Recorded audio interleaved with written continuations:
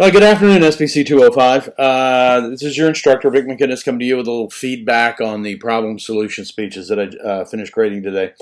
So first of all, let me start off with there were some struggles with the format. Problems consist of a cause and effect. The solution should show practicality and efficacy, that it can be done, and then it will solve the problem. There were some struggles with that. And then the grades reflected that. We lost some of the mid-ground, so I went back and I counted all the scores and plotted them and everything else. And so from the informative speech to the problem solution speech, the curve sort of flattened out a little bit. We had just as many A's, and so the grades sort of did this. The A's went higher into the A's. We had, and again, that's not a specific individual, just as a group. The scores for the A's were generally higher into the 95 to 100 range, or I think the highest score I had was a 99. The B's sort of split. Some went to A's, some went down to the lower B's and the C's, and then we had a few more down in the areas that definitely, scores that definitely need improvement. So let me go through and make sure that a lot of people understand. There's a couple of things I saw consistently that you need to be aware of. First of all, let's talk about citing sources. The CDC is the Center for Disease Control and Prevention. I had about 10 to 12 students cite the CDC, and none of them got the name right. It's not the Center for Disease and Control Prevention, because if you think about what that means, it means they're literally preventing the control of diseases. So if you're going to cite sources, cite the source correctly, okay? Because that's a good way to blow your credibility, is to not be able to cite a source correctly. Second of all, on citing sources, I don't care what the URL is. I care who that is. Okay? If I said www.cfr.org, you don't know who CFR is. If I said according to the Committee for Foreign Relations, okay? So make sure you give us the source, not the URL. Third thing about sources, I need to know their credibilities.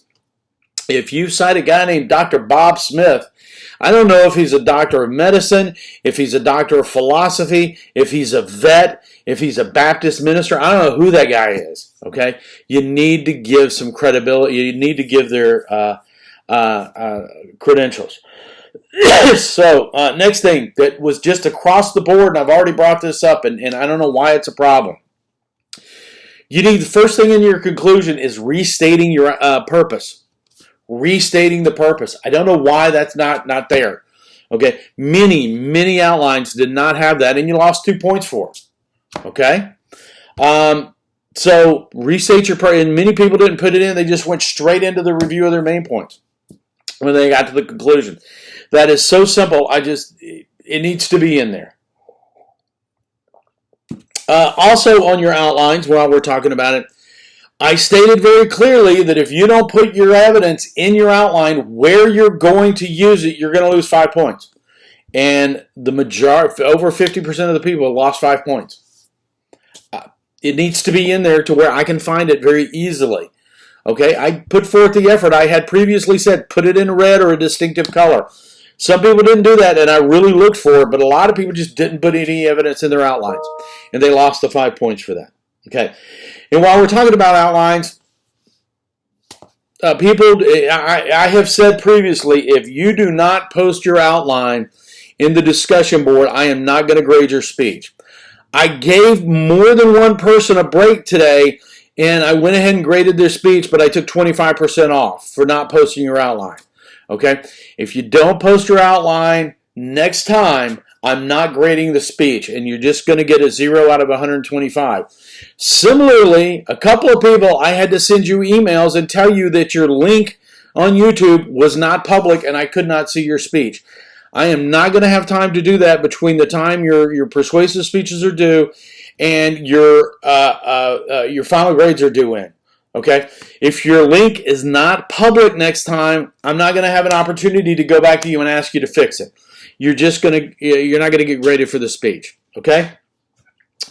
And that's why, again, I always hit the negatives in this because these are the things that need to be improved. A lot of people are doing really well.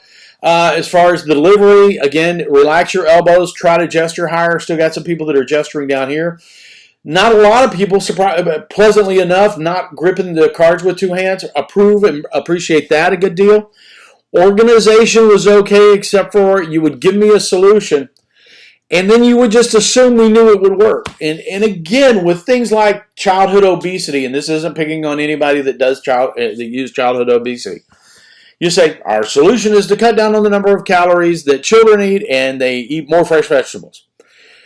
Clearly, common sense tells you that that would work, but that's not the point of the great exercises, and I told you that's not how I would be grading based on common sense.